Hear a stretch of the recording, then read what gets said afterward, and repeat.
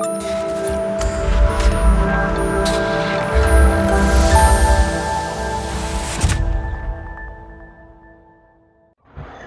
दोस्तों, मेरा नाम एडवोकेट मनीष कश्यप है और आज मैं आपको ट्रेडमार्क इन्फ्रिंजमेंट लॉज़ के बारे में बताऊंगा। दोस्तों, ट्रेडमार्क फाइलिंग के टाइम पे लोग सबसे बड़ी गलती जो करते हैं वो ये है कि ट्रेडमार्क नेम को अप्लाई करने से पहले वह बिल्कुल भी चेक नहीं करते हैं कि वो ट्रेडमार्क नेम किसी और के नाम पे रिजर्व है या नहीं है। दोस्तों, गवर्नमेंट ने प्रॉपर एक वेबसाइट दी हुई है जिसको पब्लिक सर्च के नाम से भी जाना जाता है, जिसमें कि आपका कंसल्टेंट या आप एडवोकेट या आप खुद भी उस वेबसाइट पे जाके अपने नाम को अपने वर्क कैटेगरी के अकॉर्डिंग उसको चेक कर सकते हैं। इसमें ट्रेडमार्क इन्फ्रिंजमेंट की जब बात आती है वह यह बात होती है कि जब आप किसी के ब्रांड को विदाउट एनी नॉलेज या नॉलेज होने के साथ साथ उसको आप यूज़ करते हैं और वही नेम किसी और पार्टी ने ऑलरेडी रिजर्व कराया हुआ होता है, तो उसके अकॉर्डिंग आप ट्रेडमार्क इन्फ्रिंजमेंट के लॉज को ब्रीच करते हैं, यानी कि ट्रेडमार्क इन्फ्रिंजमेंट की कैटेगरी में आते हैं। फॉर एग्जांपल दोस्तों, मेरे सामने एक ये फाइल रखी हुई है जिसके अंदर ट्रेडमार्क इन्फ्रिंजमेंट के प्रॉपर सूट फाइल हुआ हुआ है, जिसके अंदर सामने वाली पार्टी जो एक कंपनी है और उसने दूसरी कंपनी के ऊपर यह दावा दाखिल किया हुआ है कि आपको प्रॉपर नॉलेज होने के साथ साथ आप मेरे ट्रेडमार्क को मिसयूज़ कर रहे हैं, उस चीज़ को यूज़ करते हैं और मेरे क्लाइंट्स को और मेरी मार्केटिंग को ख़राब करते हैं, जिसके लिए उन लोगों ने अप्रॉक्स 40 टू 50 लाख का इसमें उनसे रेमेडी और कंपनसेशन क्लेम किया है। इसके साथ साथ मैं आपको पूरा ब्रीफ में बताता हूँ कि ये इन्फ्रिंजमेंट के जो सूट्स होते हैं वो किस तरीके से चलते हैं। दोस्तों, ट्रेडमार्क इन्फ्रिंजमेंट के जो सिविल सूट्स होते हैं वह सूट फॉर परमानेंट इंजंक्शन या रेस्ट्रेनिंग ऑफ दैट ट्रेडमार्क और इसके अलावा लोकल कमिश्नर के अपॉइंटमेंट के लिए and for the interim stay या इंटरिम कुछ भी रिलीफ चाहिए, तो उस सूट के अंदर जो प्लेंटिफ होता है वह सारी चीज़ें ऐड करता है। फॉर एग्ज़ाम्पल, सबसे पहले वो सीपीसी के अंदर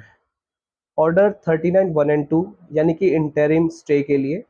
कि आपके खिलाफ प्रॉपर ट्रेडमार्क के यूज़ को रेस्ट्रेन कराने के लिए इन्फ्रिंजमेंट लॉज के अकॉर्डिंग, ठीक है, आपके खिलाफ स्टे का इंटरिम ऑर्डर कोर्ट से लेने के लिए 39(1) और 2 सेक्शन 151 सीपीसी के अंदर एप्लीकेशन फाइल करता है। इसके अलावा order 29 rule 9 and order 39 rule 7, इसके अंदर लोकल कमिश्नर अपॉइंट करवाने के लिए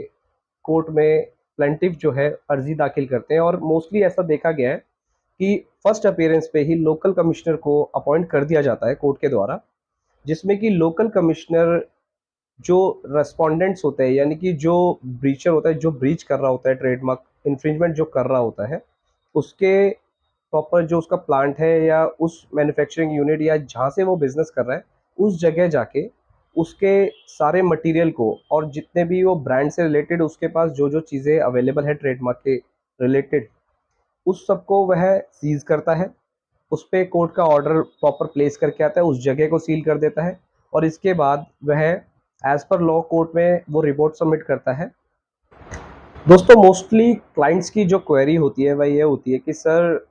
लोकल कमिश्नर हमारे प्रेमाइसिस पे आ गया, हमारे मटेरियल को सीज कर दिया, हमारे प्रेमाइसिस को सील कर दिया और हमें किसी भी तरीके का कोई इंटीमेशन या नोटिस या समन रिसीव नहीं हुआ कोर्ट की तरफ से या सामने वाली पार्टी की तरफ से। तो दोस्तों, मैं आपको बता देता हूँ कि सीपीसी के ऑर्डर 12A रूल 1 के तहत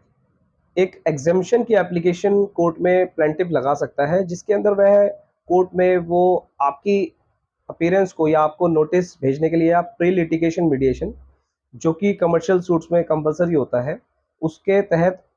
कोर्ट से उस चीज़ को एग्जेम्प्ट करवा लेता है और लोकल कमिश्नर को ऑर्डर 29 के अंडर अपॉइंट करवा लेता है। इसके अलावा मोस्टली क्लाइंट्स की यह भी क्वेरी होती है कि हम लोगों को आगे ऐसा क्या करना चाहिए कि मेरा जो सील किया हुआ मटेरियल है उसको दोबारा से बहाल कराया जा सके, यानी कि स्टे को हटवाया जा सके और आगे अपने बिज़नेस को कंटिन्यू किया जा सके। उसके लिए सबसे पहले तो आपको अपने लीगल काउंसिल को अपॉइंट करना होगा, जिसमें कि आप सबसे पहले अपने एडवोकेट से सलाह लीजिए,